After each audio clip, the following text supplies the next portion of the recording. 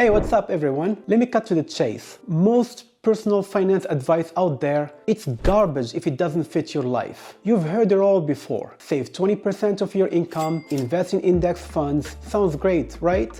But let's be real. What if you're out there barely keeping your head above water, struggling to save even 5% because life is throwing you punches left and right? Or maybe you're self-employed and your paycheck is as unpredictable as the weather. Here's the harsh truth. Most of financial advice on YouTube, TikTok is one size fits all. And that size fits no one. As a financial advisor and a CPA, I see this every day, and I'm here to tell you it's time to stop following cookie-cutter advice that doesn't get you anywhere. Your financial journey is unique, and it's like trying to use someone else's prescription glasses to see clearly. It won't work. So if you're ready to ditch the fluff and get real about what works for you, hit the subscribe button, let's break it all down and get you moving toward financial freedom. No sugarcoating, no BS, let's dive in. Why general advice doesn't work. Okay, picture this. A single person working 2 jobs, a recent grad drowning in student loans, and a couple planning for retirement. Do you really think the same advice works for all 3?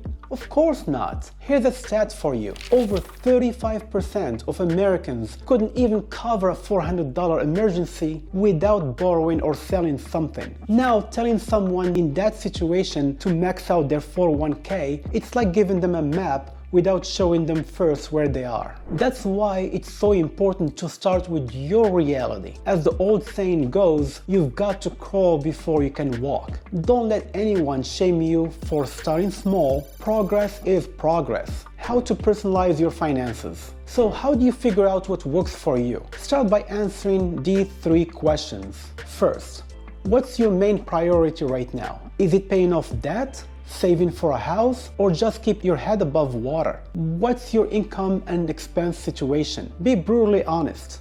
No sugarcoating here. How much risk are you comfortable with? Are you okay with investing, or does a fully stocked savings account help you sleep better at night? Once you've got these answers, you can create a plan that fits your life. For example, if you're tackling debt, try the snowball method. Pay off the smallest debt first for a quick win. If you're saving for a down payment, focus on cutting non-essentials and automating your savings. It's not about doing everything. It's about doing the right thing for where you are. Part 3. Universal principles still apply.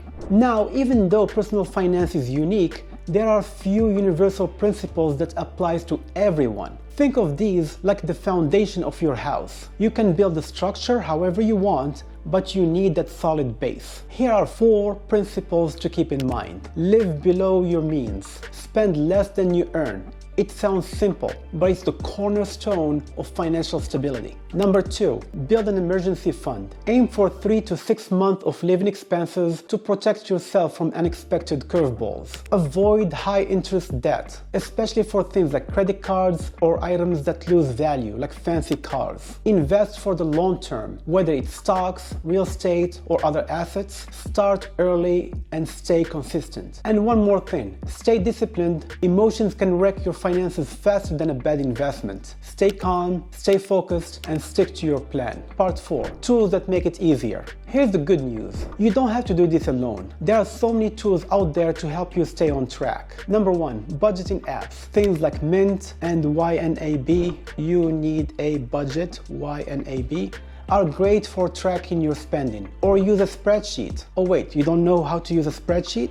Google it. That's what investing in yourself means. Learning new skills. Number 2, high yield savings account or money market fund. Perfect for building your emergency fund. Here's a caveat. This is for emergencies. You can't dip your fingers in that jar or borrow from it and then pay it back. Number 3, investing platforms. Check out Betterment, Vanguard, or Fidelity when you are ready to start investing. Financial advisors, they are not just for the rich. A good advisor can help you make a game plan that fits your goals. Remember, you don't have to do it all at once. Start small, track your spending for a month, or set up automatic transfers to your savings account. Those little steps add up. Part 5. Don't compare your journey. Now let's talk about the comparison trap. You scroll through Instagram and see someone in a private jet, and suddenly you are thinking, why don't I have my life together? Here's the truth. Half the time, those people are either in debt or not showing you the grind it takes to get there. Stop comparing your chapter 1 to someone else's chapter 20. Focus on you. Maybe today's win is cooking at home instead of eating out. Celebrate that, because small wins